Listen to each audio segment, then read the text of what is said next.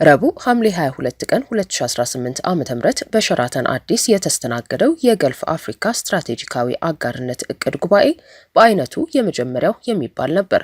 በለንደን የሚገኘው የኢትዮጵያ ኤምባሲ ከውጭ ጉዳይ ሚኒስቴርና ከውጭ ጉዳይ ኢንስቲትዩት ጋር ተባብረው ያዘጋጁት ኦዲአይ ግሎባልና ግራቪታስ የተባሉ አማካሪ ድርጅቶችና ሌሎች ያገዙት ይህ ጉባኤ በርካታ አካላትን ያሳተፈ ነበር። የገልፍና አፍሪካ ስልታዊ ትብብር ጋስቢ ተቋማዊ የጋራ ትብብር መድረክ እንዲሆን ተብሎ ለመጀመሪያ ጊዜ በአዲስ አበባ የተስተናገደው ይህ ጉባኤ በደቡብ አፍሪካ፣ በሞሮኮ፣ በጋና በተከታታይ ከተካሄደ በኋላ ዋናውን ጉባኤ በኮት ዲቯር አቢጃን እንደሚያካሄድ ነው ከወጣለት መርሃ ግብር መረዳት የተቻለው። በዕለቱ ስብሰባ 3 የፓነል ውይይቶች የተስተናገዱ ሲሆን የባህረ ሰላጤው ሀገሮች ኢንቨስትመንት በአፍሪካ ምን አይነት አካሄድ የተከተለ ነው፣ የኢንቨስትመንት ቃሎችን ወደ ፕሮጀክት እንዴት መቀየር አለባቸው፣ እንዲሁም እቅዱን ለማሳካት ለቀጣይ ምን ይደረግ በሚሉ መሰረታዊ ነጥቦች ላይ በባለሙያዎች ሀሳብ ቀርቦ ውይይት ሲደረግባቸው ውሏል። ሪፖርተርም የባህረ ሰላጤው ሀገሮችና የአፍሪካ ስትራቴጂካዊ አጋርነት ሲፈተሽ በሚል ርዕስ ተከታዩን ዘገባ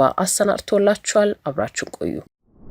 የደቡብ ለደቡብ ግንኙነት ማጠናከር ሀሳብን ለመተግበር ያስችላል ተብሎ የተጀመረው የባህረ ሰላጤው ሀገሮችና የአፍሪካ ሀገሮች ትብብርን የማጠናከሪያ መድረክ ከዚህ ቀደም ከተለመዱ የአፍሪካ አጋርነት እቅዶች የተለየ ስልት እንዲከተል በጉባኤው ተሳታፊዎች በጉልህ ተነስቶ ነበር። አሜሪካ፣ ቻይና፣ የአውሮፓ ሀገሮች፣ ሩሲያ፣ ህንድ፣ ጃፓን ወይንም ብራዚል ከዚህ ቀደም ከአፍሪካ ጋር ለመተባበር ከፈጠሯቸው የትብብር ውጥኖች የተለየ አዲስ አቀራረብ ጋስፒ እንዲኖረው በርካታ ሀሳቦች ተሰንዝረዋል። በስብሰባው የመክፈቻ ንግግር ያደረጉት በውጭ ጉዳይ ሚኒስቴር የአሜሪካና የአውሮፓ ጉዳዮች ዳይሬክተር ጀነራል አቶ ሽመልስ ኃይሉ ከሁለቱ ቀጠናዎች አዲስ አጋርነት ብዙ እንደሚጠበቅ ጠቁመዋል። በውጭ ጉዳይ ሚኒስቴር የፖለቲካና ኢኮኖሚ ጉዳዮች ሚኒስትር ዴኤታ አምባሳደር ሀደራ አበራም ቢሆኑ በዚህ መሰሉ የአጋርነት ጉባኤ በአጋር አካላት የሚገባው ቃል ወደ ተግባር ካልተለወጠ አዲሱ የአጋርነት እቅድም ውጤታማ ሊሆን እንደማይችል ነበር የተናገሩት። ፈጠራ የታከለበት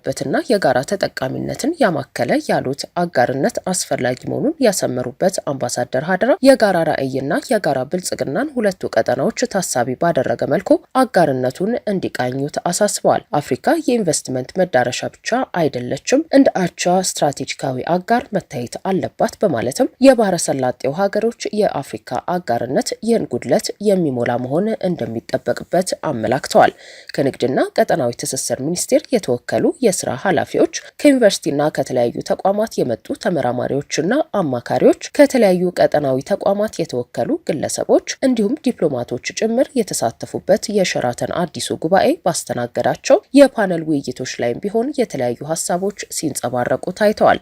የባህረ ሰላጤው ሀገሮችና አፍሪካ ጂኦግራፊ ብቻ ሳይሆን የጋራ እጣ ፈንታን የሚጋሩ ቀጠናዎች መሆናቸው በጉልህ ተነስቷል።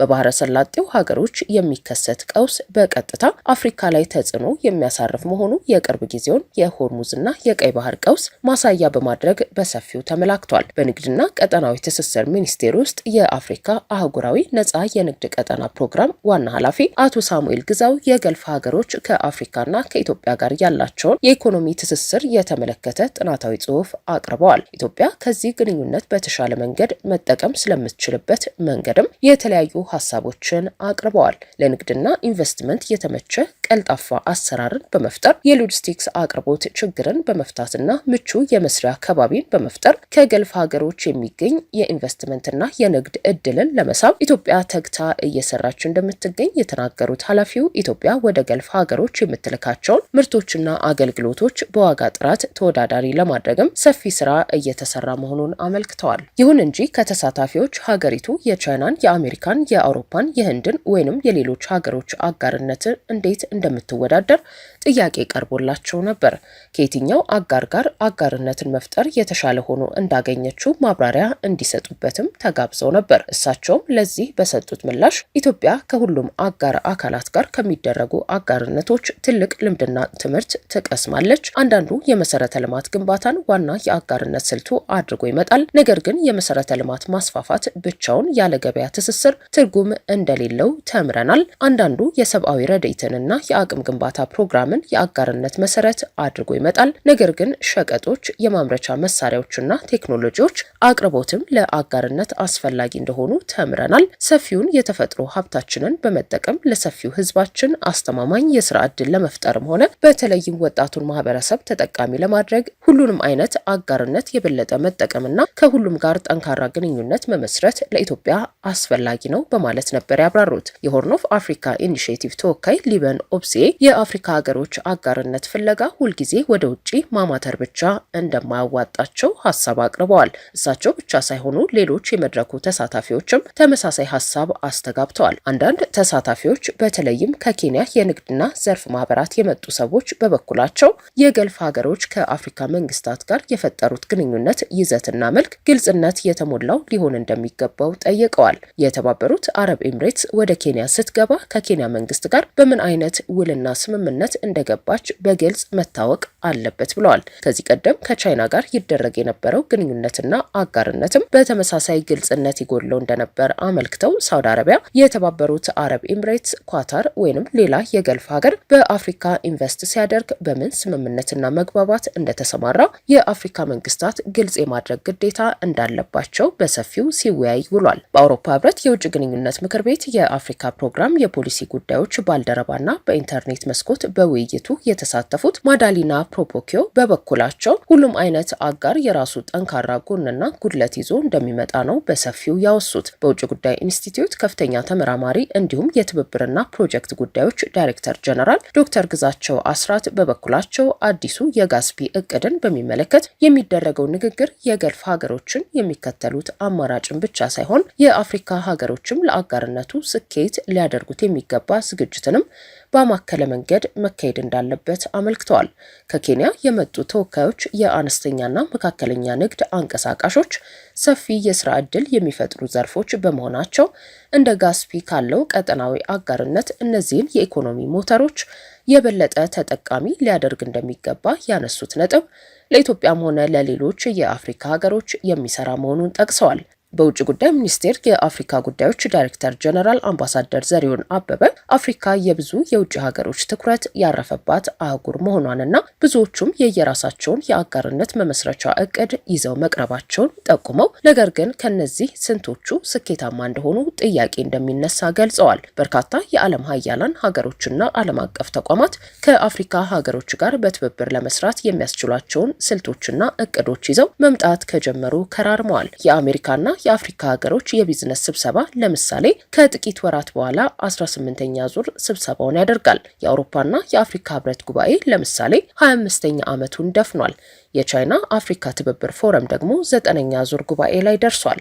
የብራዚል አፍሪካ ፎረም 14ኛ ጊዜ ዓመቱን አስቆጥሯል። ይሁን እንጂ እነዚህ ሁሉ በየጊዜው መካሄድ የቀጠሉና ከአፍሪካ ሀገሮች ጋር በትብብር ለመስራት ተብለው የተጀመሩ የጋራ መድረኮች በርካታ ስኬት የተመዘገበባቸው ቢሆኑም የአፍሪካን ችግር በሚፈለገው ልክ አላቃለሉም ይባላል። የባህረ ሰላጤው ሀገሮችም ቢሆኑ ይህንኑ አፍሪካን በአጋርነት የማቀፊያ ስልት ይዘው ሲቀርቡ የታየ ሲሆን እንደ አውሮፓውያኑ አቆጣጠር በ2023 የሳውዲ አፍሪካ ጉባኤ በሪያድ መደረጉ እንደ አንድ ምሳሌ ይጠቀሳል። የተባበሩት አረብ ኤምሬትስ የአፍሪካ ቱሪዝም ኢንቨስትመንት ጉባኤ ተብሎ በ2025 በዱባይ መስተናገዱም ይታወሳል። ከቡድን 20 አባል ሀገሮች ጉባኤ ጎን ለጎን የሚደረገው የኳታር አፍሪካ ቢዝነስ ፎረም ስብሰባም ቢሆን የባህረ ሰላጤው ሀገሮች ከአፍሪካ ጋር ለመዛመድ ይዘው ለመቅረብ ከሞከሯቸው ጥቂት የትብብር ስልቶች ሊጠቀሱ ይችላሉ። ያም ሆኖ አፍሪካ በእነዚህ የትብብርና አጋርነት ማጠናከሪያም ሆነ እድገትና ለውጥ መፍጠሪያ መድረኮች በሚፈለገው ልክ ተጠቃሚ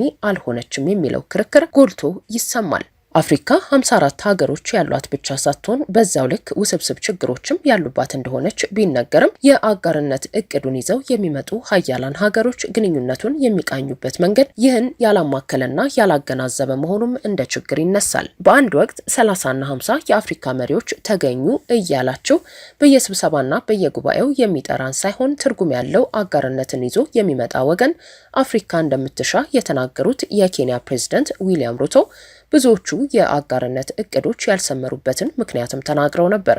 አፍሪካ እስካሁንም እንደቀጠለው አይነት በዝባዥና የአንድ ወገን ተጠቃሚነትን የሚያረጋግጥ አጋርነትን በፍጹም እንደማትቀበል ተናግረዋል። አፍሪካ የማንም ሸክምና ዕዳ አይደለችም። አፍሪካ ሰፊ የእድገት እድሎች ያላት አህጉር ናት። አፍሪካ አዲስ አይነት አጋርነትን ትሻለች።